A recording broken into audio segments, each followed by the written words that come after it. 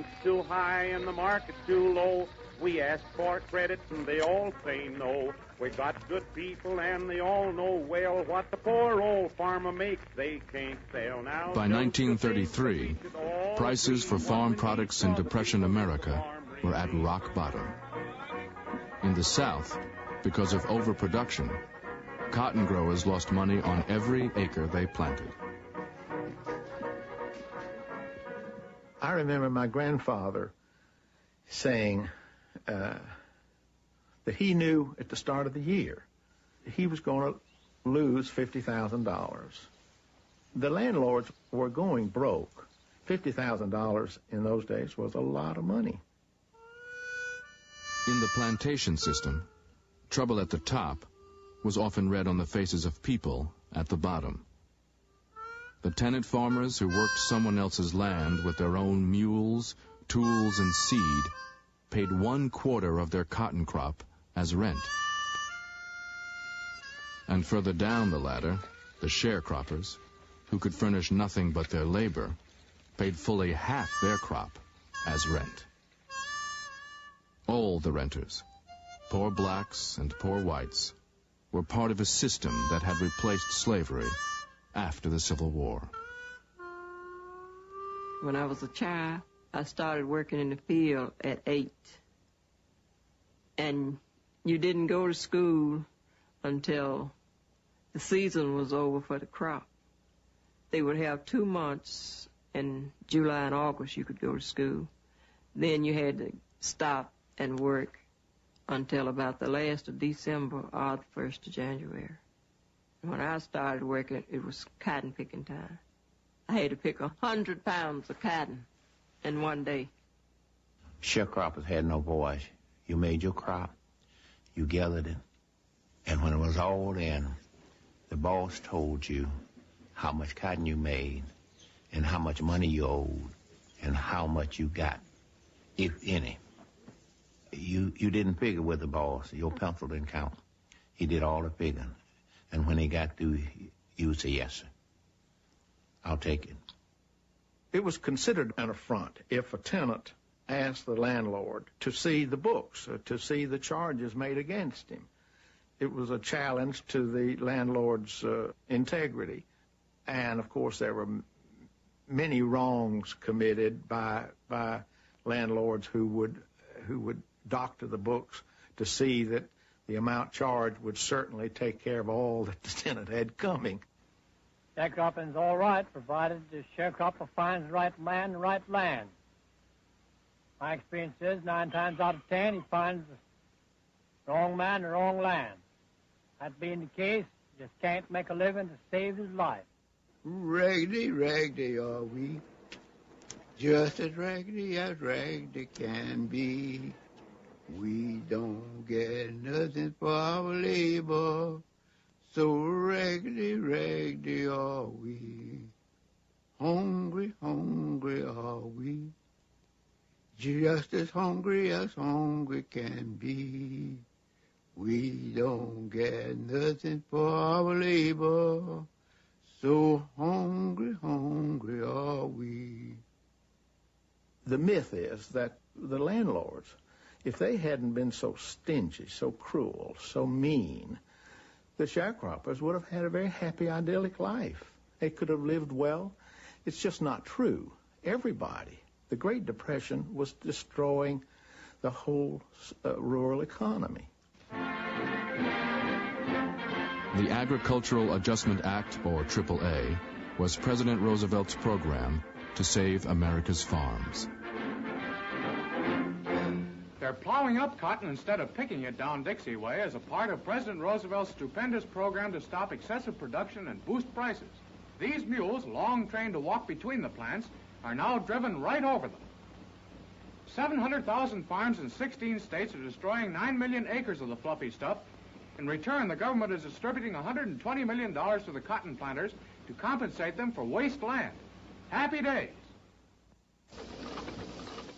In the first year of Roosevelt's crop reduction program, the AAA signed over 1 million contracts with cotton farmers. In the South, the government issued checks directly to the planters and landlords, who were then supposed to share their payments with their tenants and sharecroppers. The landowners were pleased. They thought it was, well, without it, they'd gone broke. So they were very pleased with it, and it worked fine with them. Tenants would say they were unhappy. They didn't think that they were getting their fair share. And, of course, those on the lower down, the sharecroppers, thought they just were gouged. They didn't get anything. The sharecroppers found an advocate in Socialist Party leader Norman Thomas, who accused Roosevelt's New Deal of favoring the rich over the poor. In the small delta town of Tyronza, Arkansas, Thomas met with fellow socialists Clay East, who ran a local gas station, and H.L. Mitchell, owner of a dry cleaning business. In February of 1934, Norman Thomas paid a visit to Arkansas and saw the conditions of what was happening to the people, and he advised Clay East and I to help the sharecroppers form an organization of their own to fight for their rights under the Agricultural Adjustment Act. In July 1934, East and Mitchell called a secret meeting at the Sunnyside Schoolhouse, 3 miles outside of Tyronza. 18 men attended, 11 white, 7 black. One man, Mitch told me, got up, a white man, who said that he had belonged to the Ku Klux Klan in the past, and that, however, he felt that this was a situation where they were all in this together, and there wasn't any way to get out except together, and he was all for having a union of black and white sharecroppers. The men knew they were risking their lives. 15 years earlier in Elaine, Arkansas, at least 25 black sharecroppers had been killed by planters for union organizing. And the idea of blacks and whites in the same union was an affront to Southern tradition, breaking all the rules of racial segregation. Another major discussion was whether or not they should carry guns, just in terms of showing self-defense, showing that they also had some rights, because there were guns every place. Whenever the sheriffs showed up, or the planters, they all carried guns. It was very much a part of the almost mystique of power that was frightening and controlling. And I told them, don't bring no gun to these meetings. I said, if we start that stuff, that we don't stand a chance in the world. They'd send a militia in here, anybody, and just don't think about fighting back. So actually, I was strictly against it. Soon after the first meeting, H.L. Mitchell went public and incorporated the Southern Tenant Farmers Union, the STFU. Retaliation was almost immediate.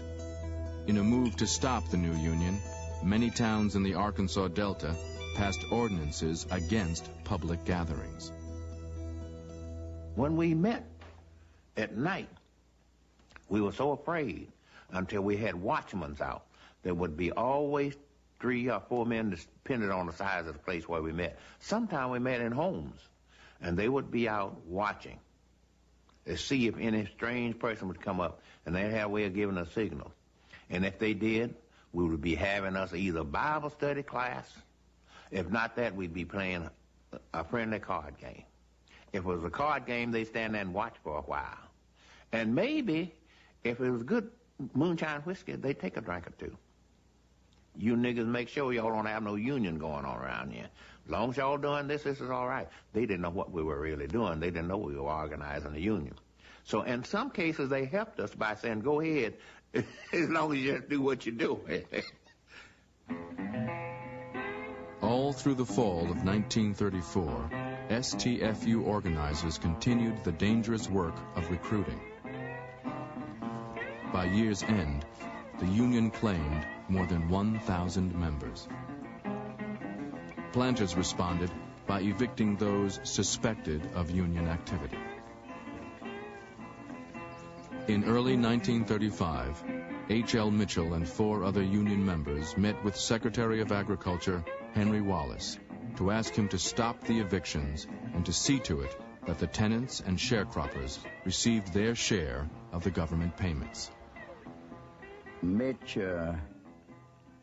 was very much disappointed because Wallace had sided in with the planter-type boys, and we figured that he would side with us and maybe give us some help. But he didn't. He was against us. Some New Dealers in the Department of Agriculture did side with the STFU. Their efforts to help the sharecroppers forced a showdown within the AAA. Well, one of the reasons we were fired is because Jerome Frank, Lee Pressman, and some of the rest of us tried to see to it that these sharecroppers got something approaching a square deal. In darn near half the cases, maybe more, the sharecroppers didn't get a nickel of the benefit payments. The landlords pocketed them all. But actually, back of it is politics. It would be political suicide to go against the planters. They're the Democrats who have the real power in the Cotton South. One of the most powerful Democrats was Arkansas Senator Joseph Robinson, who had helped pass much of Roosevelt's New Deal legislation. He was really the representative of the vested interests, the utility group, the large landowners, the banks. Now, if you were a person that didn't have any money, like a sharecropper, what the heck, he didn't care about him. That sharecropper didn't vote. You have to remember that in those days, we voted by registration, and you had to buy a poll tax, and you had to pay $1 for it. Sharecropper didn't have $1 to spend on it. In June 1935, the New Deal Congress passed the Wagner Act. Hailed as a milestone for labor, it offered federal protection for the right to organize unions. But planters convinced Congress to exclude agricultural workers. With STFU members denied federal protection, the landlords continued their campaign of terror. Intimidation took many forms. If it happened after dark, the perpetrators were always called night riders.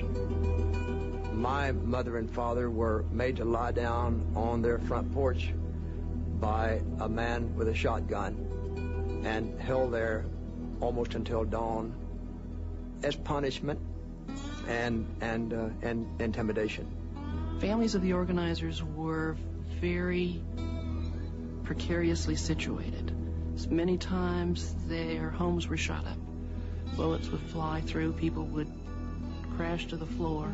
The threat of violence was always present. They came in with shotguns and strops and pistols, and they did what they figured it would take to do to break up the Union. Certainly in my part of the South, the union organizers had no one to turn to in terms of government. Certainly they couldn't have turned to the county sheriff, to the town marshal, to the state government, not at that time.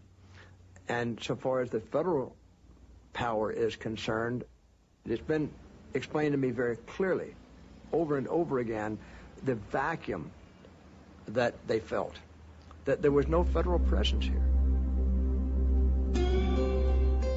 Convinced they had to move forward alone, STFU members called a cotton pickers strike for higher wages during the fall of 1935. Let them throw us in jail if they want to. We'll fill every jail in Arkansas. But get off the fields and stay off until the bosses give in.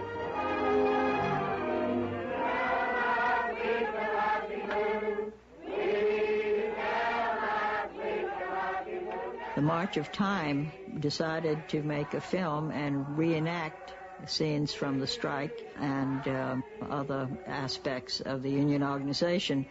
There were some actors, some people who were actually hired to do a few of the scenes.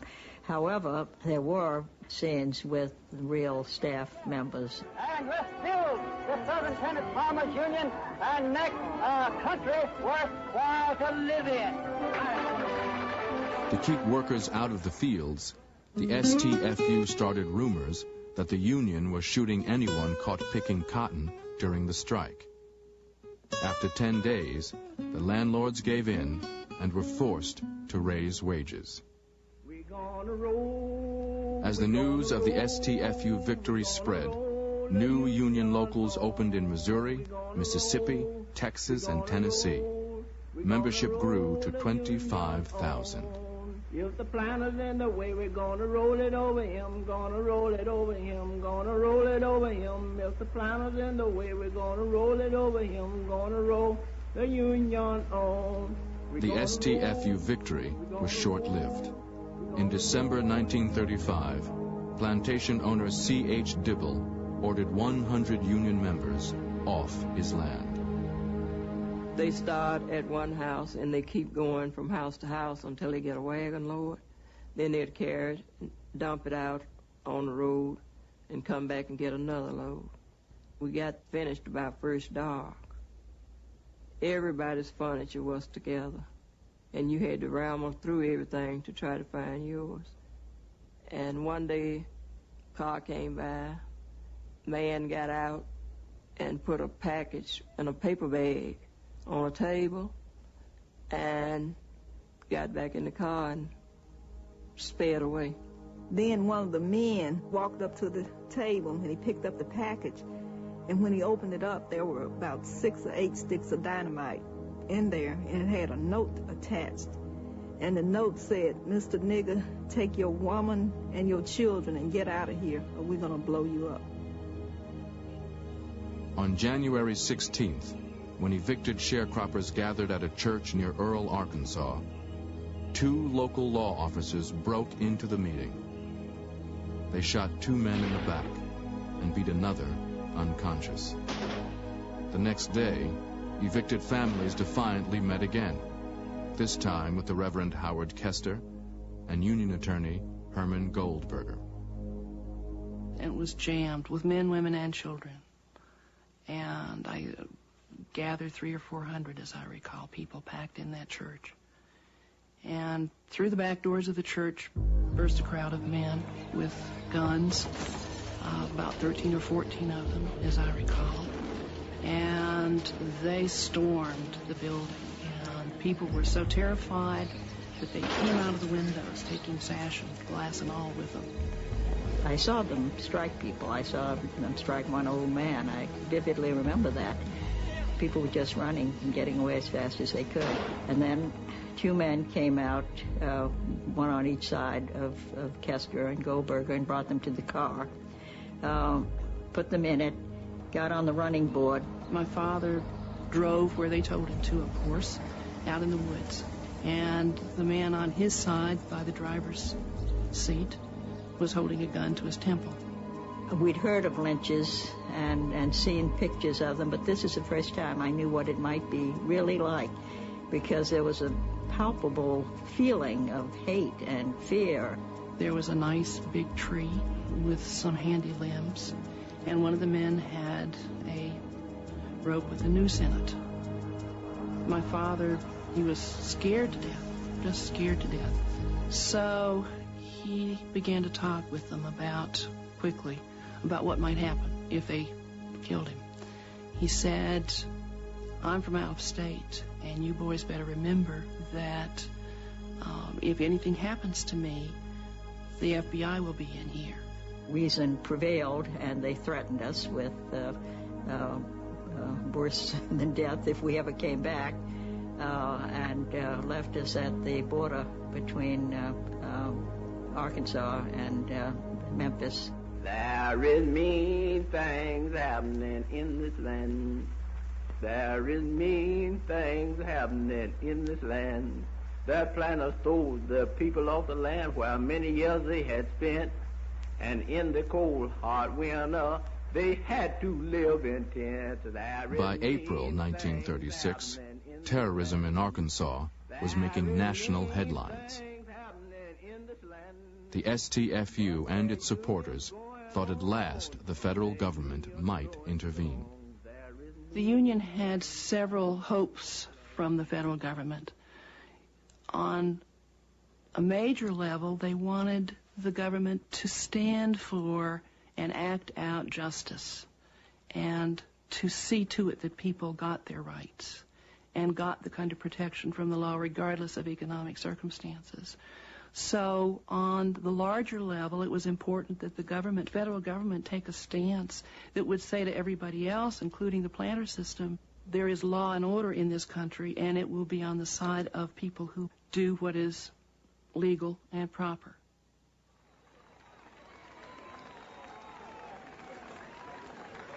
Union members, still under attack, now asked for a meeting with President Roosevelt during his June 10th trip to Little Rock. Governor Purcell, my friends of Arkansas, for me this has been a glorious day, and this is a splendid climax. In the past, Roosevelt had privately urged Arkansas leaders to end the violence against the croppers. But on this day, he chose to publicly honor a friend of the planters, the man who was the New Deal's strongest ally in the Senate. No man deserves greater credit for loyal devotion to the great cause of humanity than my old friend and associate, Senator Joseph E. Robinson. The STFU request for a meeting with the president was denied. He came down here and made that speech at Little Rock. Norman Thomas had tried his best to persuade him to espouse the cause of the sharecropper and tenant union outfit. He ignored that altogether.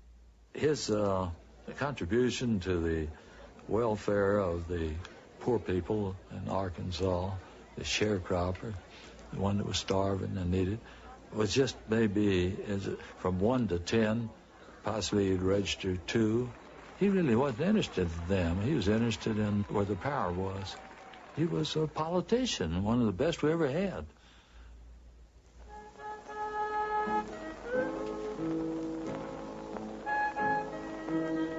The Union would wait 2 more years for a meaningful victory. It came in 1938 when the government at last agreed to send payments directly to tenants and croppers. But the new policy helped very few. Cotton planters in Missouri, just north of the Arkansas Delta, evicted their remaining tenants, so the planters could continue to keep all the government money for themselves. No more mourning, no more mourning, no more mourning after a while. And before I'll be a slave, I'll be buried in my grave. Take my place with those who love and fought before. 251 evicted families, many of them members of the Southern Tenant Farmers Union, camped on Missouri highways in protest. The STFU's days as an active union were nearly over. And before I'll be a slave, I'll be buried in my grave. Take my place with those who love and fought before. My father was aware of the fact that as an instrument to change the lives of the sharecroppers in any substantive and permanent way, the Southern Tenant Farmers Union was a dismal failure. But he believed that it taught all those people who were involved in it 2 very important lessons. 1, that they could fight, and with dignity. And 2, that blacks and whites could fight together. Individually, they felt that they did not accomplish a lot. They suffered, they struggled, but they came together and they really stood up, and they stood up for what they believed in. And that in itself, they saw as a step toward freedom.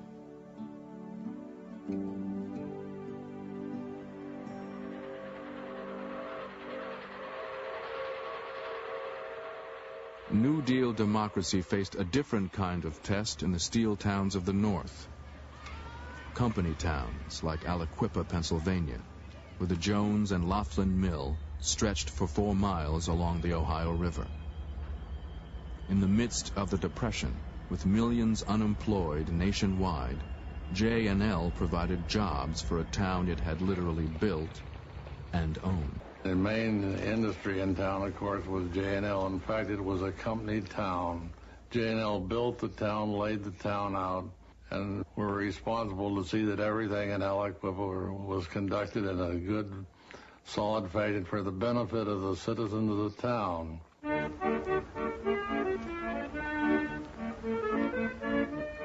Aliquippa people used to pour in from all over the world. Immigrants from Italy, Serbians, Yugoslavians, Irish people, blacks from down south would come up, work in the steel mills. And the town was one of the busiest towns in western Pennsylvania. The town itself was broken up, and you had a segregated place for blacks, a segregated place for Englishmen, for Italians. In other words, the whites were not all together. They were segregated among themselves because there were divisions there. Those areas, no black person ever walked after dark. In fact, you had a hell of a time getting around there during the day. They arrested you, take you down to the police station, and if you didn't answer the right question, they might hit you a few times on the head. If you worked in J&L, they arrest you for loitering, and they take $10 out of your pay.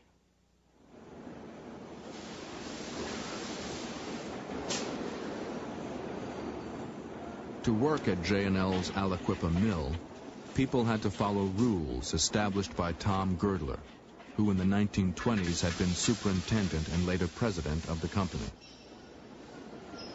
During Girdler's time, Aliquippa earned a reputation as a tough, anti-union town.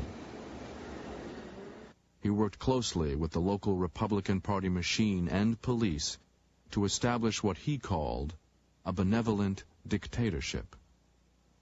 The company, Jones & Laughlin Steel Corporation, operated a very strict policy of control, of thought control, and of human activity control.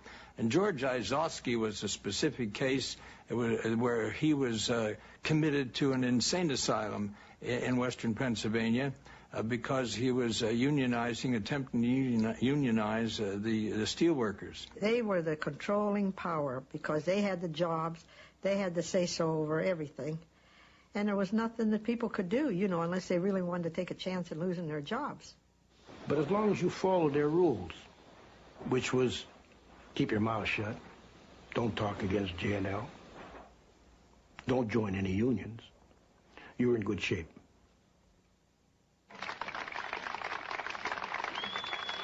In 1933, Roosevelt's National Recovery Act recognized the right of industrial workers to form unions. Union leaders began a campaign for higher wages, an 8-hour workday, and job security. But when organizers arrived in Aliquippa, J&L drove them out of town. In nearby Ambridge, 50 J&L guards joined a sheriff's posse financed by local steel companies.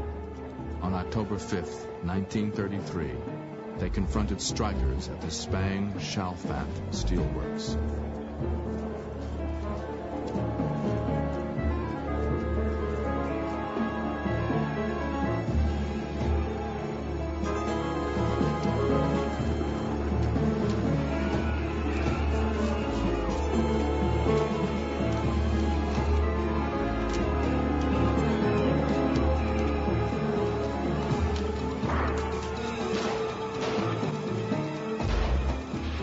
One man was killed, 20 wounded. The NRA had failed to protect workers' rights to organize unions. More than a year later, in an effort to limit strike violence and protect labor, Congress passed the Wagner Act. Although it did not cover farm workers, it promoted collective bargaining in the industrial workplace and gave the National Labor Relations Board the power to stop unfair labor practices by employers. When the Wagner Act was passed, this was a kind of renaissance for those of us who had undergone all of this medieval treatment in our workplaces. And we idolized President Franklin Delano Roosevelt. We thought he was one of the greatest men ever born. And he renewed our lives, our inspiration, especially in our unions. Many corporate leaders were outraged by the Wagner Act and President Roosevelt. In Aliquippa, J&L defied the new law. The legal struggle would go all the way to the Supreme Court. Tom Girdler, now head of Republic Steel, saw the Wagner Act as a threat to his relationship with his employees. Girdler had built Republic Steel into a profitable powerhouse. He wanted no government interference. Father thought Franklin Roosevelt was a disaster. It was during the Roosevelt years that the adversarial relationship between the unions and the companies was promoted to the greatest extent by the unions and backed by the government. You may say that John L. Lewis, president of the United Mine Workers, saw the Wagner Act as an opportunity to organize all industrial workers, including the millions of factory workers and blacks and immigrants excluded by the American Federation of Labor. Lewis broke with the AFL and formed the Congress of Industrial Organizations, the CIO.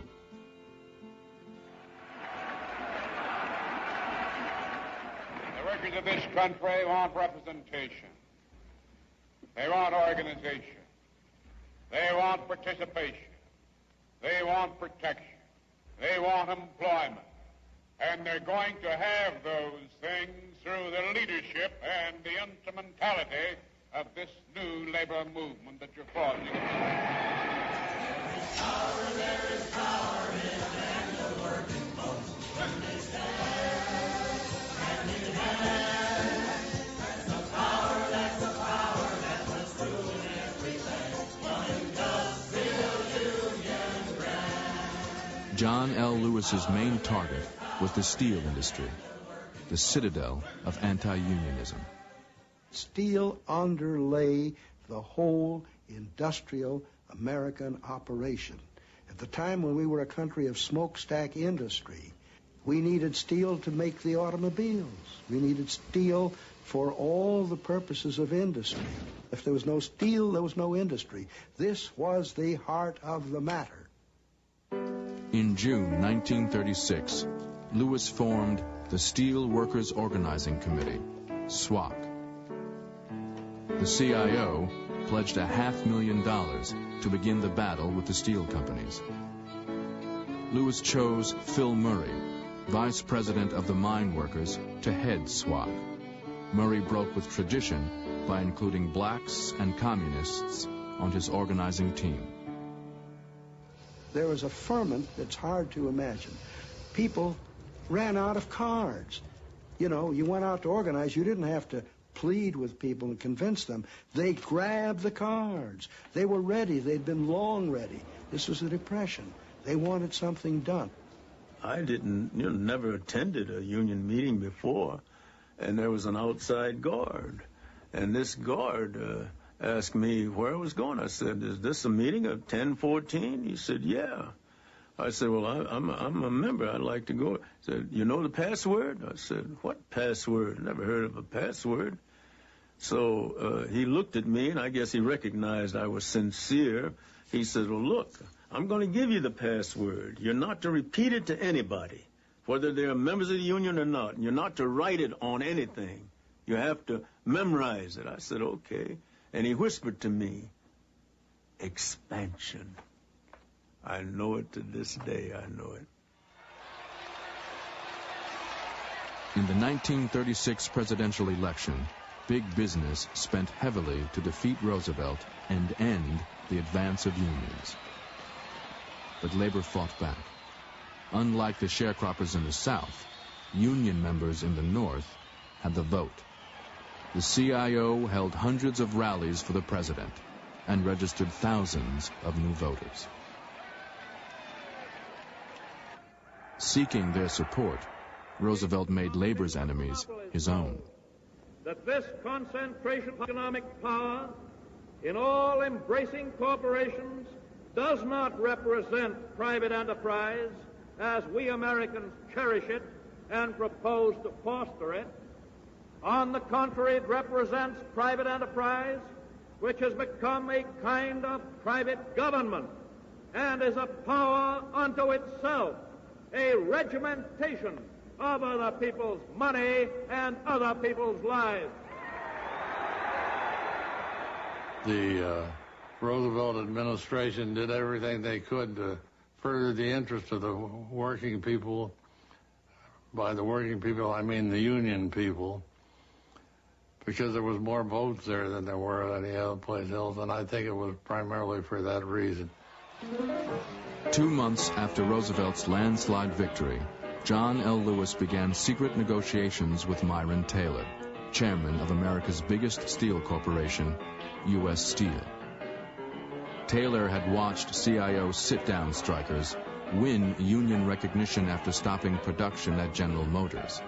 He did not want to risk a production shutdown at U.S. Steel.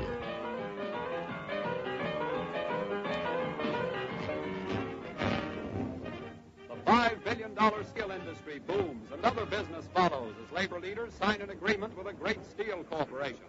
This is the first time in the history of the industry that a subsidiary of the United States Steel Corporation effected a bargaining agreement with an independent trade union. Well, my father and all the heads of the small steel company, Little Steel, Bethlehem Steel, Weirton, were all utterly disgusted and dismayed that Myron Taylor would sign a contract with the CIO. The smaller steel companies, known as Little Steel, vowed to stop the CIO. But in April 1937, Little Steel executives were stunned when the Supreme Court ruled against J&L and upheld the Wagner Act. Workers in Little Steel now demanded union contracts. Throughout Little Steel, what they wanted simply was what Big Steel already had.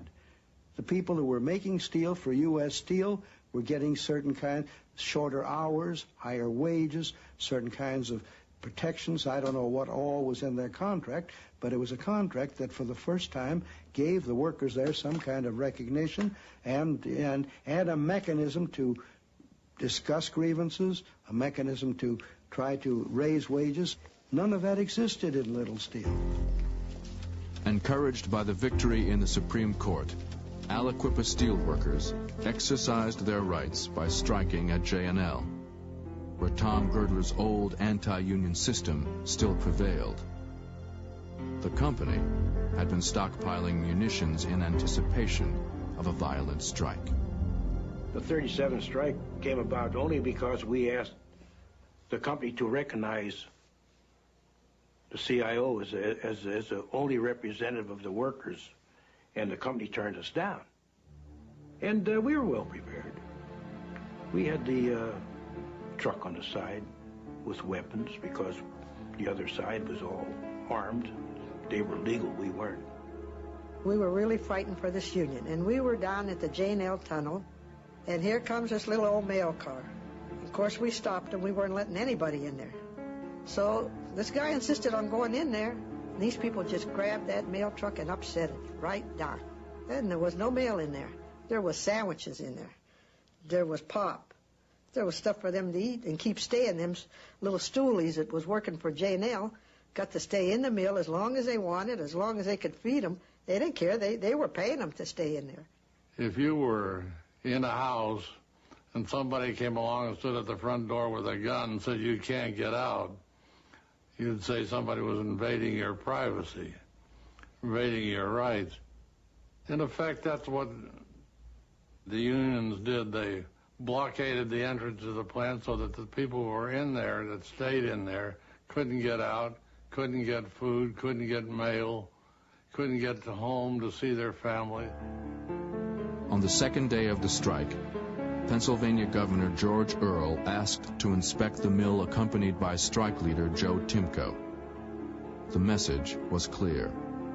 The governor would not tolerate a repeat of the shootings at Ambridge. That same day, Timko was called to J&L's Pittsburgh office. And they gave us what we wanted. That was our right to vote for the union of our choice. SWAC won the election supervised by the National Labor Relations Board and negotiated an agreement stronger than the one at U.S. Steel. Oh, boy, tell me about it. We were really, really happy. We had a parade. I'll tell you, that street was loaded with people going up the street, celebrating, hollering, and screaming. That was the best day of our life, I'll tell you.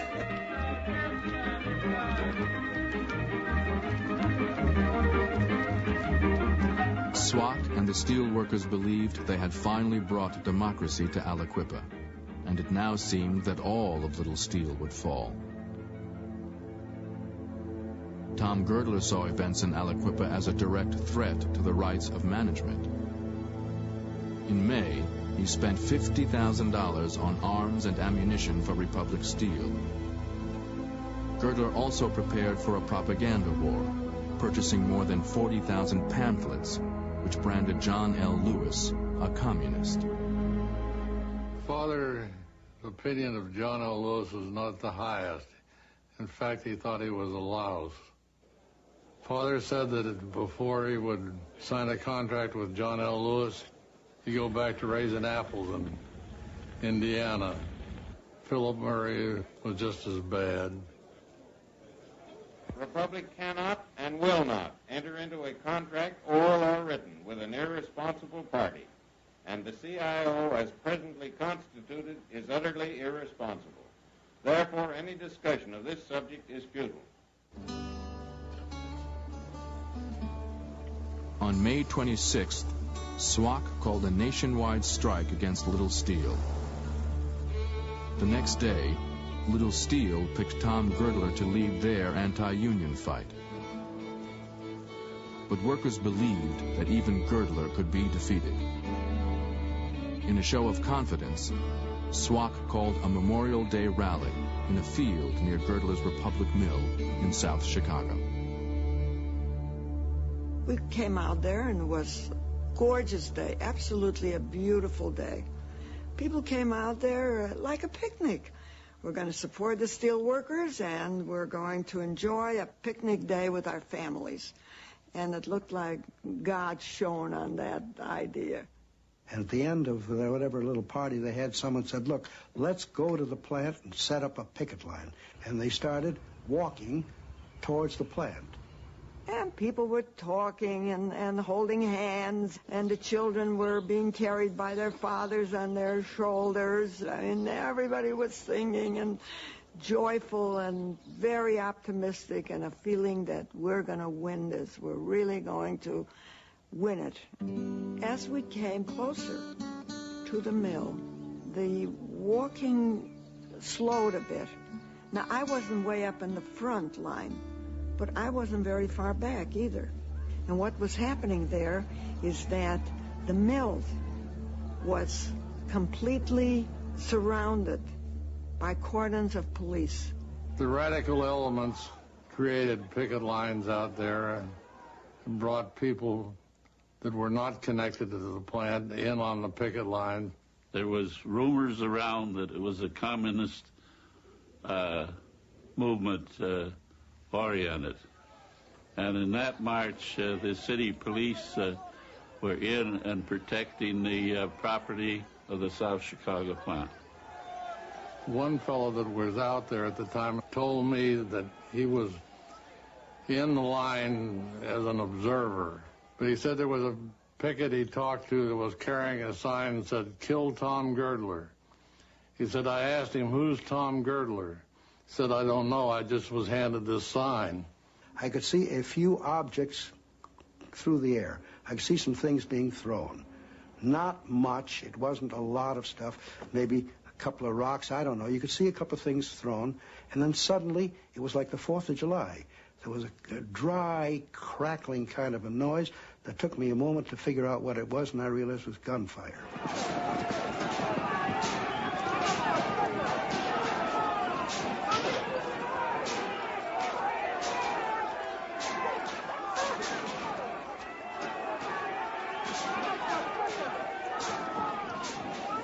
As the line was pushing back, I was knocked down. And then a whole number of people were piled up on top of me. And I could barely breathe.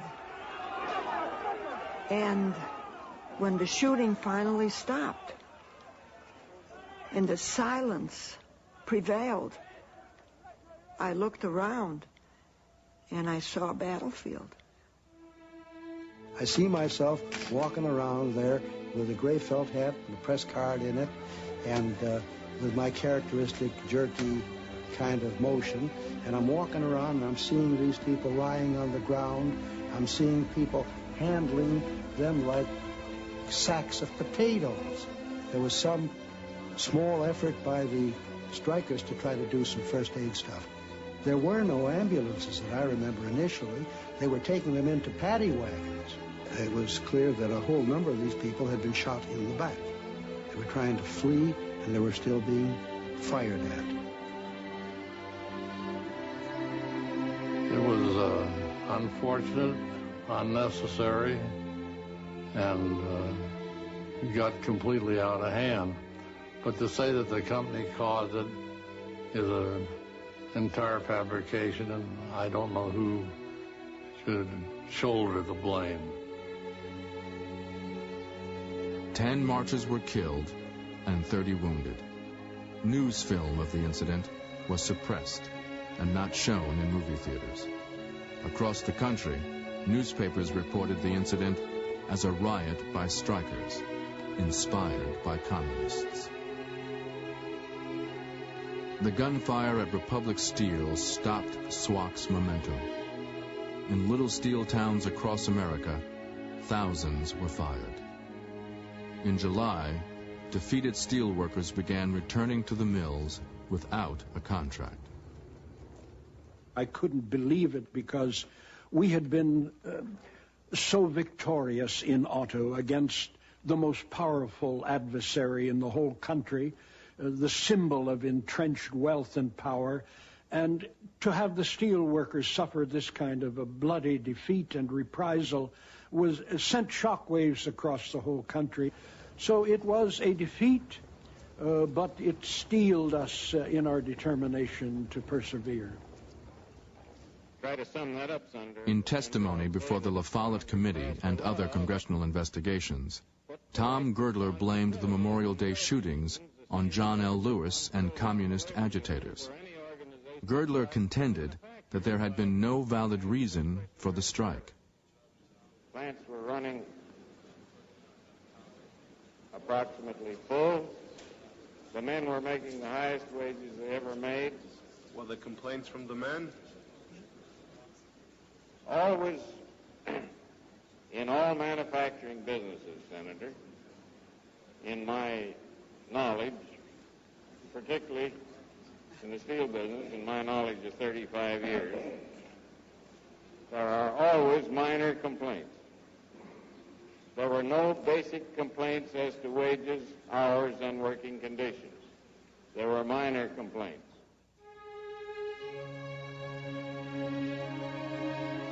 When the suppressed news film was finally shown to the La Follette Committee, it offered proof that the Memorial Day incident was not a riot by strikers.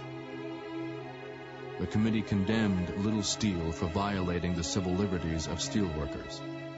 Later, the National Labor Relations Board ordered elections in the mills owned by Little Steel.